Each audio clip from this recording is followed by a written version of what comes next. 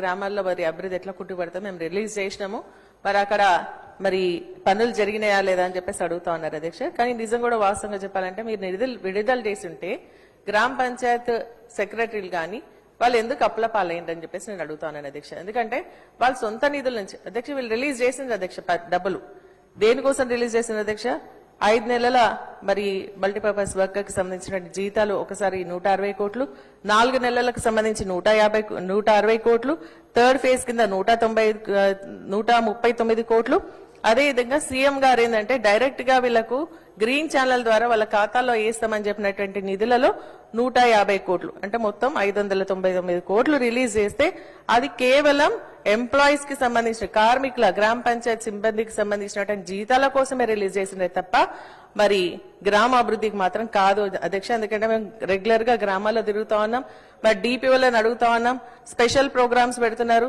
దానికి ఏమైనా నిధులు వచ్చినాయని చెప్తే అడిగితే కూడా దానికి నిధులు ఇవ్వలేదని చెప్పి స్పష్టంగా చెప్తున్నారు అధ్యక్ష. నిన్న మొన్న 99 డేస్ ప్రోగ్రామ్ పెట్టింది అధ్యక్ష. ఈ 99 డేస్ ప్రోగ్రామ్ కి సంబంధించి గ్రామ పంచాయతీలో మరి పనులు జరుగుతా ఉన్నాయి కదా, దానికి ఏమైనా స్పెషల్ నిధులు వచ్చినాయి అంటే లేవు, మరియు గ్రామ పంచాయతీలో ఉన్నటువంటి నిధులనే మీరు వాడుకోండి అని చెప్పేసి స్పష్టమైనటువంటి హామీలు కూడా ఇవ్వడం జరిగింది అధ్యక్ష. కేవలం కార్మికుల జీతాల కోసం ఇవ్వడం జరిగింది. అది కూడా అధ్యక్ష మళ్ళీ ఇంకా 3 నెలలు కార్మికుల జీతాలు పెండింగ్ ఉన్నాయి అని చెప్పేసి కూడా ఈ సందర్భంగా మంత్రి గారి దృష్టికి తీసుకొస్తానని అధ్యక్ష. అదేవిధంగా అధ్యక్ష ఎన్ఎఫ్డిఎస్ స్కీమ్ కి సంబంధించి సంతోషం, మరి 13,000 మందికి ఇచ్చినామని చెప్తున్నారు. కానీ ఇంకా కూడా దానిపైన అవగాహన కల్పించాల్సినటువంటి అవసరం ఉంది అధ్యక్ష. ఎందుకంటే మధ్య తరగతి పేద కుటుంబాలకు సంబంధించిన కుటుంబ యజమాని చనిపోతే ఆ కుటుంబం ఆర్థికంగా చితికిపోయి ఏం చేయాలో తోచనేటువంటి పరిస్థితిలో ఉన్నారు. దీనిపైన పూర్తిగా అవగాహన కల్పించాలా, దానికి 20,000 రూపాయలు వస్తాయి, అది కూడా ఇవ్వాలని చెప్పేసి కూడా నేను కోరుతానని అధ్యక్ష. మరి ఇందిరా మహిళా శక్తి భవనాలకు సంబంధించి మీరు డబ్బులు ఇవ్వలేదు అని చెప్పేసి అన్నారని చెప్పేసి మంత్రి గారు అంటున్నారు అధ్యక్ష. నేను ఇవ్వలేదని చెప్పలేదు అధ్యక్ష.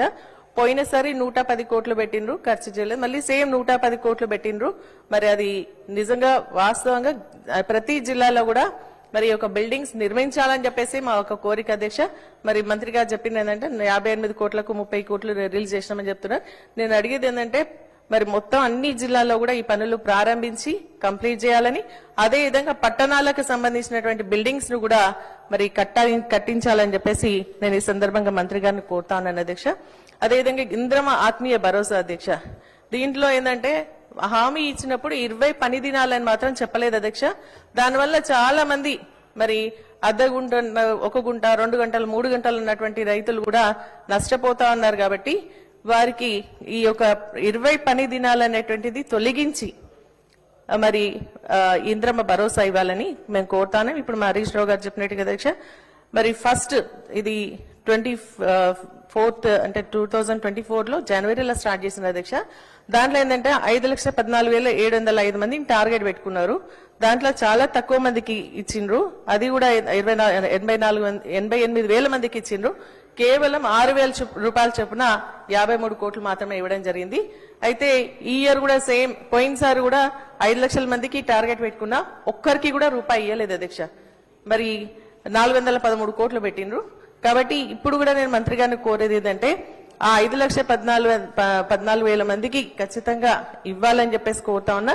ఆ నిధులు మరి ఈ యొక్క నిబంధనను సడలించాలని 20 పని దినాలను సడలించాలని కూడా కోరుతాను అధ్యక్ష. అదేవిధంగా ఎన్ఆర్ఈజెస్ కి సంబంధించి కూడా మరి నేను మాట్లాడినప్పుడు కేంద్ర ప్రభుత్వం ఇస్తామని చెప్పేసి చెప్తున్నారు. 100 రోజులు 150 చేస్తామని, 300 రూపాయలు 350 రూపాయలు చేస్తామన్నారు. పోయినసారి 250 రూపాయలు మాత్రమే రావడం జరిగింది. అది కూడా ఒకసారి పరిశీలించాలని చెప్పేసి కూడా నేను కోరుతాను అధ్యక్ష. అధ్యక్ష పెన్షన్స్ విషయంలో అధ్యక్ష మరి అవ్వాతాతకి ఇప్పుడు మంత్రి గారు మాట్లాడుతూ మేము ఏం తీయలేదు, చాలా వరకు అయితే ఏవైతే చనిపోయినటువంటి వాళ్ళకి మాత్రం తీసినామని చెప్తున్నారు అధ్యక్ష. కానీ అక్కడ కారు ఉన్నా ట్రాక్టర్ ఉన్నా అటువంటి వాళ్ళని తొలగించడం జరిగింది అధ్యక్ష. ఎందుకంటే ప్రభుత్వమే ఎస్సీ ఎస్టీస్ కి కార్పొరేషన్ ద్వారా మరి అదేవిధంగా రైతులో కూడా సబ్సిడీ మీద ట్రాక్టర్స్ ఇవ్వడం జరిగింది అధ్యక్ష. అటువంటి వాళ్ళను కూడా ఇప్పుడు ఇండ్లకు లబ్ధిదారుల కింద సెలెక్ట్ చేస్తలేరు, పెన్షన్స్ విషయంలో కూడా తొలగించడం జరుగుతోంది. కాబట్టి వారికి ఖచ్చితంగా ఇవ్వాలని చెప్పేసి కోరుతాను అధ్యక్ష. చాలా విధంగా ఇప్పుడు పెన్షన్స్ మేము కొత్త ఇచ్చినామని చెప్తున్నారు అధ్యక్ష. ఏమి ఇచ్చిందంటే భర్తకు ఓల్డ్ ఏజ్ పెన్షన్ ఉంటే భార్యకి దాన్ని విడో పెన్షన్ కింద కన్వర్ట్ చేయడం జరిగింది తప్ప కొత్త పెన్షన్స్ అయితే ఇవ్వలేదు అధ్యక్ష. చాలా అప్లికేషన్స్ పెండింగ్ ఉన్నాయి. ఒక్కొక్క గ్రామంలో మరి విడోస్ ఎవరైతే ఉన్నారో వితంతులు వాళ్ళు పెన్షన్ కోసం ఎదురు చూస్తా ఉన్నారు అధ్యక్ష. మరి వికలాంగులు కూడా సర్టిఫికేట్ ఏదైతే వ్యాలిడిటీ అయిపోయిందో 5 years ఒకసారి ఇస్తారు అధ్యక్ష, అది అయిపోయిన తర్వాత మళ్ళీ దరఖాస్తు పెట్టుకున్నారు. అప్పటిదాకా 4,000 పెన్షన్ తీసుకున్నటువంటి వాళ్ళకి ఈ సర్టిఫికేట్ మళ్ళీ రెన్యువల్ చేయించుకున్నాక పెన్షన్స్ వస్తలేదు. కాబట్టి అటువంటి వాళ్ళని గుర్తించి ఇమీడియట్ గా పెన్షన్స్ ఇవ్వాలని చెప్పేసి కూడా మీ ద్వారా నేను మంత్రి గారిని కోరుతాను అధ్యక్ష. మరి రోడ్ విషయానికి వస్తే దగ్గర మేము చాలా రోడ్లు వేస్తున్నారు, కానీ మా నియోజకవర్గంలో అయితే ఒక్క రోడ్డు కూడా రాలేదు. మన వరదల వర్షాలకు సంబంధించి ముఖ్యమంత్రి గారు నియోజకవర్గం మెదక్ జిల్లాలో రివ్యూ చేసిన అధ్యక్ష.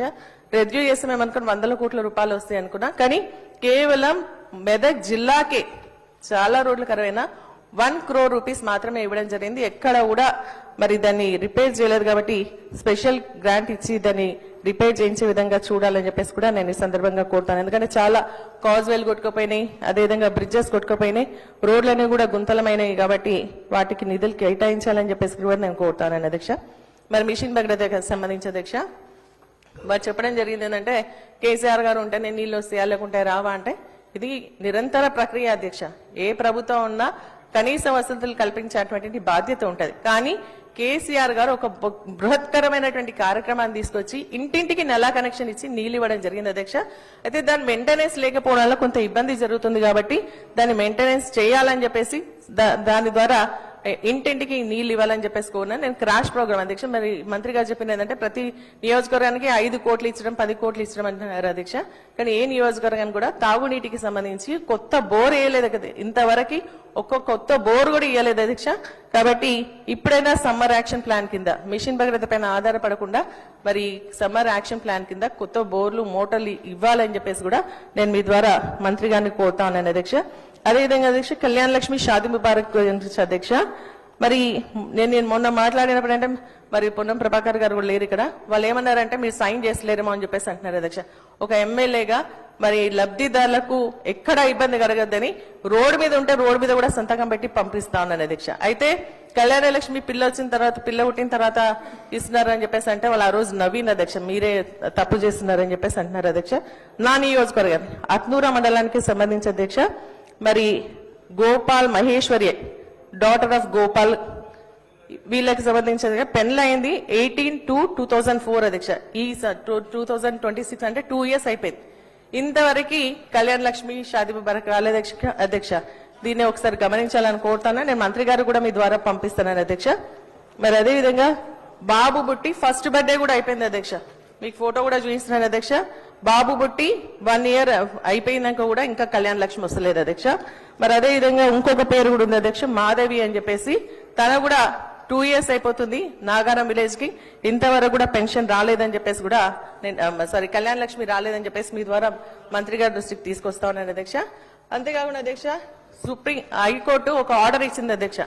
కౌశిక్ గారు కోర్టుకి వెళ్ళినప్పుడు ఎమ్మెల్యేతో ఇప్పియాలని చెప్పేసి చెప్పినా మరి మా నియోజకవర్గంలో మరి ప్రతిపక్ష ఎమ్మెల్యే అనేప్పుడు నాకైతే తెలియదు, కానీ నేను సైన్ చేసిన తర్వాత కూడా ఏ నియోజకవర్గంలో అయినా సరే అధ్యక్ష కాంగ్రెస్ పార్టీ ఉన్నటువంటి వాళ్ళ ఎమ్మెల్యే మా మెదక్ జిల్లాలో చూసుకుంటే అధ్యక్ష మెదక్ ఎమ్మెల్యే గారు ఏమో కళ్యాణ్ లక్ష్మి చెక్కులు షాదీ ముబారక్ చెక్కులు కొబ్బరికాయలు కొడుతూ ఉన్నారు.